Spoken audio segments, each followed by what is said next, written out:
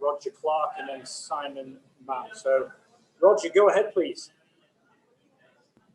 Excellent. Congratulations, Joe. Fantastic victory. Is that as good of 5 days as you could possibly expect it from the toss all the way to the final wicket today? Yeah, thanks, Roger. It was. Yeah, I think the toss was always going to be important.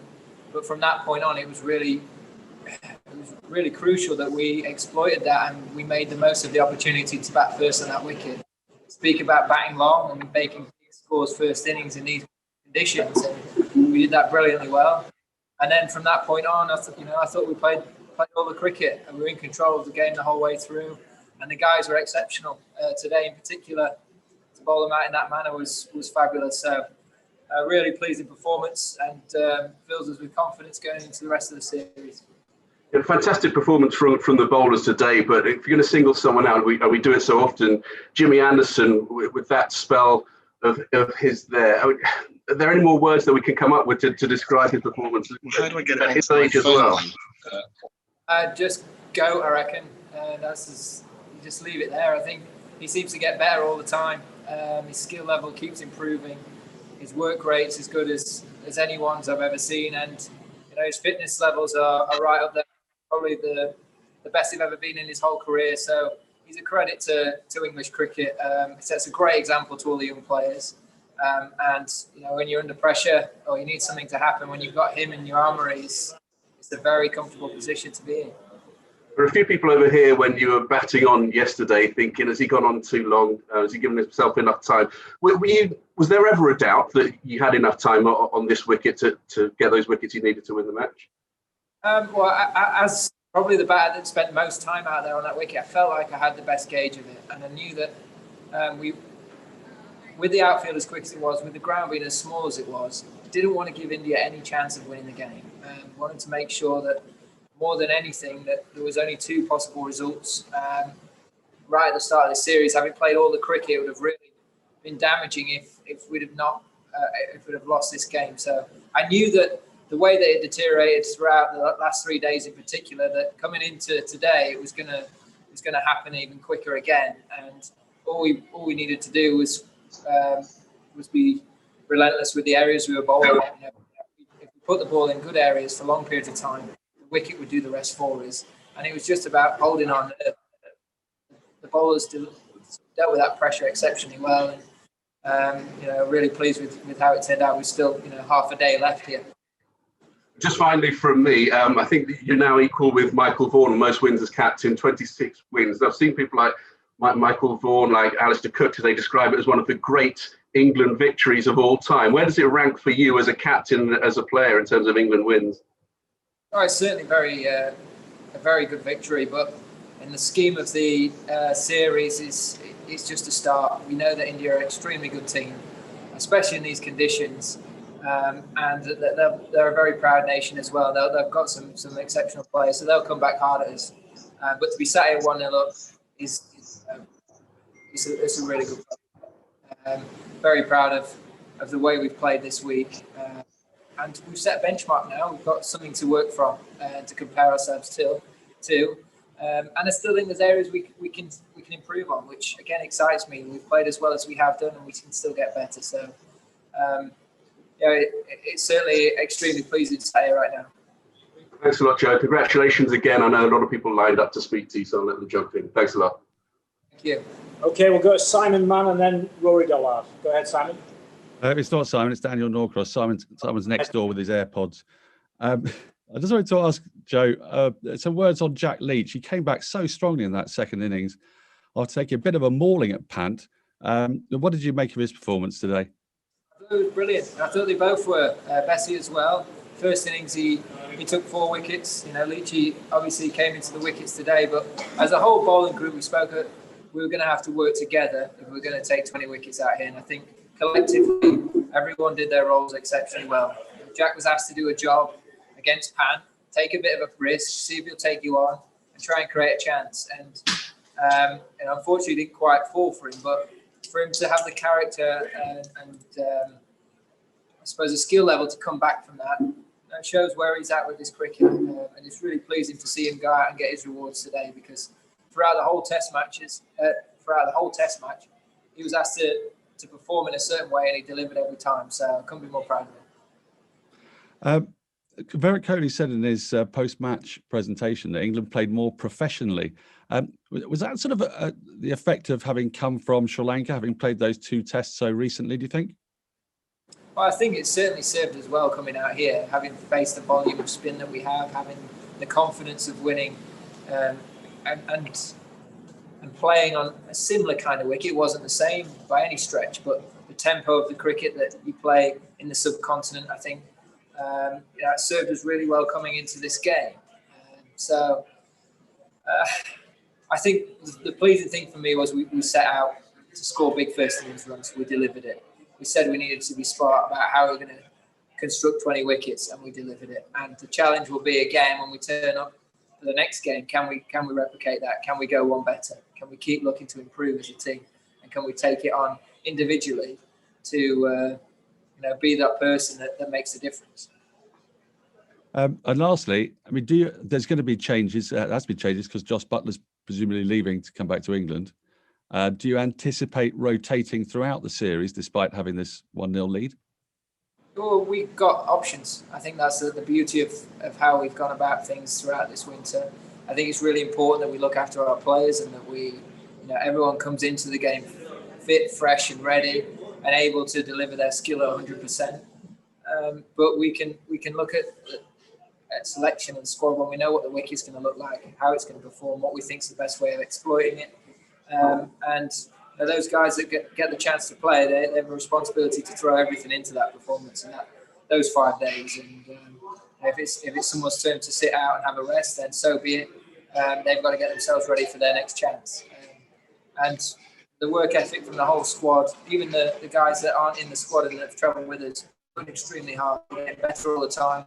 They're adapting to these conditions really well, and it's serving us well out on the field. We've seen the results, so we've got to keep looking to apply ourselves, have that same attitude, and not be happy with what we accomplished this week. We need to keep going.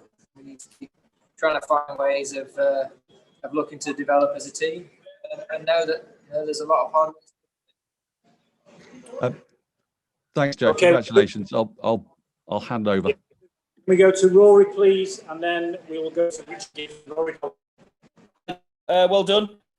With this morning, back a little bit, and you gave the other 3 guys a go. Should we talk about too because you felt reverse was going to be his best weapon, or was that a bit of good fortune? What do you reckon? I'm really sorry, Rory. You were cutting out there. I didn't quite catch that. So I was saying you held Jimmy back a little bit this morning. Was that a result of you feeling that the ball was going to start going hard with reverse, or did you get a bit lucky with that? No, I think you're always looking to try and maximise the skill level of each bowler. I thought while the ball was a little bit firmer, Jofra was going to be able to exploit the surface better, and then when it obviously reverse swing came into it, the skill level and accuracy of Jimmy was always going to be very potent. So it worked nicely for us. And to deliver a spell of bowling like that, it really did change the whole dynamic of the day. So we've come to expect it from him. Shouldn't really, because it's unbelievable that time and time again he can it's like that. But he's had some fun in the game. When we lost the first game of the series. Lost you again, Rory. Sorry. No. Okay, I'll try once more and then I'll give away. England have lost the first game of a series quite a few times. How does it change the dynamic of a series to go behind at home, do you think? I don't think it changes a huge amount. You still come into the next game with the same amount of desire to win, the same plan. You try and learn the lessons from the previous game. The great thing for us is we're ahead of things right now. We sit here in a very good position, and we've got to take that confidence forward. But we can't be happy with what we've done. We have to keep looking to get better. I know I keep talking about it. We've got to keep finding ways of improving all the time. We're a young side in many ways. We've got some experienced players, but we're generally quite a young side. And we have to keep looking to get better. We have to keep striving for improvement. And if we keep doing that, we'll keep pushing ourselves forward as a team and keep challenging the best teams in the world in their own conditions. Okay, we'll move on. One question each going forward. Can we go with Richard Gibson and then Will Macpherson, please? Yeah, hi Joe. I just wanted to ask you. Actually, Rory asked one of the question I wanted to ask. But in terms of you say the challenges ahead and improving, what are the areas for improvement on a performance like that? I think keep being more consistent. Look at the second innings with the bat. We could have probably gone about things slightly different. Been a little bit smarter about how we're going to score our runs. Once we got to 400, could we have pressed the accelerator a little bit sooner? And been really clear about where our boundary options were when the pitch did get very extreme and start spinning as it did.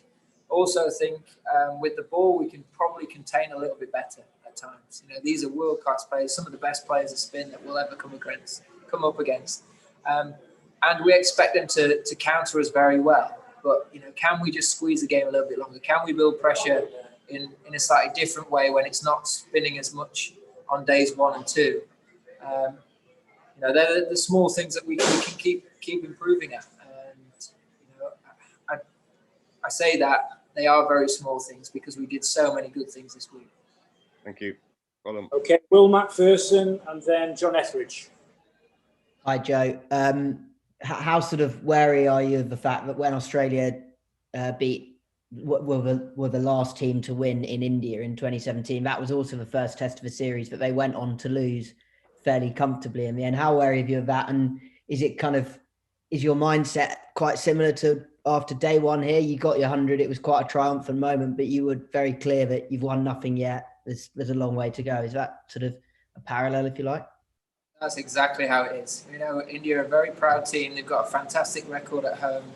And, you know, they've got some wonderful individual players that will be hurting right now and that will want to prove a point when they come to play again.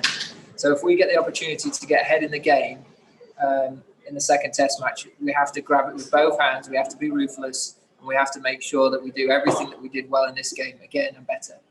And that's all we can ask of the players is to try and recognise those moments. Someone stand up and get, you know, a really big individual score and build those big partnerships that set the game up. And again, when we come to bowl, can we build pressure for long periods of time?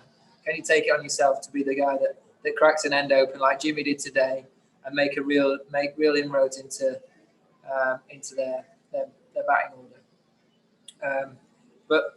Yeah, they're a very good team. We know that. We know that we can't be dismissive of what we've seen this week and expect a real fight for the rest of this series. Okay, John and then Dean, please. Joe, hi. The Anderson over, bowling 2 high-class players in the space of 3 balls and within a whisker of an LBW in the ball in between. Can you remember a better over by an England bowler in your time? I can't think of one in my time. It reminded me a little bit of Flintoff in 05 and the impact of that over to Ponting and Langer slightly. But in the context of this game, it was huge. And when you're looking around big moments of test matches, you look around and you see someone like Jimmy Anderson. Naturally, you expect that from him. Likes of Ben Stokes coming on and taking the wicket of Virat Kohli. Big game players, they stand up and they do special things. And it's a great example for all the young guys around to go out and see that. I want to be part of that. I want to be the one doing that. All the guys sat watching on the side, all the guys on the field as well. Not just the bowlers, not just the spinners as well, but the batters. They should see that they're those big moments that you have to grasp. And if you want to win series in these conditions against a side as good as India, they're the things that you have to get right. Thank you. Okay, Dean, last one, and then we'll take one from Vishesh Roy at the end. Go ahead, Dean. Yeah, hi Joe. Well played. Just wondered a little bit about the lack of crowds and how you managed to kind of cope with that. And I wondered whether or not there was anything to the sense that by not having a home crowd, that allows you just to kind of get on with your job and kind of create your own atmosphere. And, is that actually working for an away team at the moment?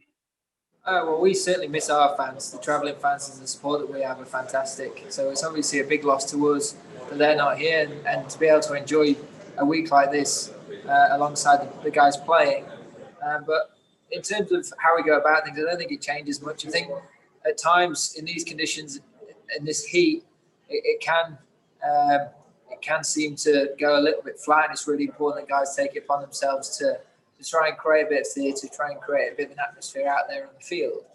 But ultimately, it's about delivering your skill time and time again, being ruthless, like I keep talking about, and finding a way of getting the game on your terms. So it might be very different next week when there's a few people in the ground, and I'm sure that'll improve the aesthetics of Test cricket even more. But we look at some of the other games that have been happening around the world right now, and it's a great time to be playing the game for Test cricket. A wonderful game in Bangladesh, Pakistan as well, hosting South Africa, 2 brilliant Test matches there. And for us to be winning out here off the back of a sensational series in Australia, I think the game's as strong as it's been in a long time, and it's a really exciting year ahead with, especially for English fans, with the amount of cricket that we've got coming up. And we just need to keep trying to find ways of performing as we are, because it's really fun to play in, and I'm sure it's really fun to watch too. Thanks. Okay, last one, Vishesh. Hi, Joe. Congratulations on the victory. I just wanted to ask about the declaration yesterday. Michael Vaughan, Shane Warne, Kevin Peterson were all thought that you should have declared earlier. So I just wanted to ask whether you declared a bit late, throwing India's win out of the window, or were you sure that the pitch would deteriorate further and you wanted to give your bowlers the best chance? Yeah, I mean, we could have declared earlier, for sure we could have, but I wanted to make sure that there was only 2 results possible within this game. I wanted to make sure that we turned up today with a ball that was still hard and that was going to be able to explore that up and down bounce for both the seamers and the spinner. And as well, just give a little bit extra time for our bowlers to be absolutely ready to go. We wanted to get to 400, and then we wanted to press the accelerator quite firmly. It didn't quite materialise like that, but having spent the amount of time out there as I did, I felt like actually there's the way that the pitch had deteriorated from the first time I batted to when I came in the second innings, it was quite significant, and that actually it was going to be really important that we had those runs on the board. It's a very fast outfield. It's a very small ground. Rishabh Pattern bats for a session, it can make things quite interesting. So more than anything, I didn't want the pressure of having to contain as well as trying to take wickets on our bowlers. I wanted to make sure that they could just concentrate on trying to find ways of taking wickets on that wicket, on that surface, and know that we were always going to create 10 chances. We just had to be very disciplined and make sure that we took them when they came. And we're excellent, and we're sat here with a session and a half still to go in the game, having won. So we could have done it earlier. I'm just glad it's turned out how it has. Brilliant. Thank you, everyone. Have a good day. Cheers. Thank you.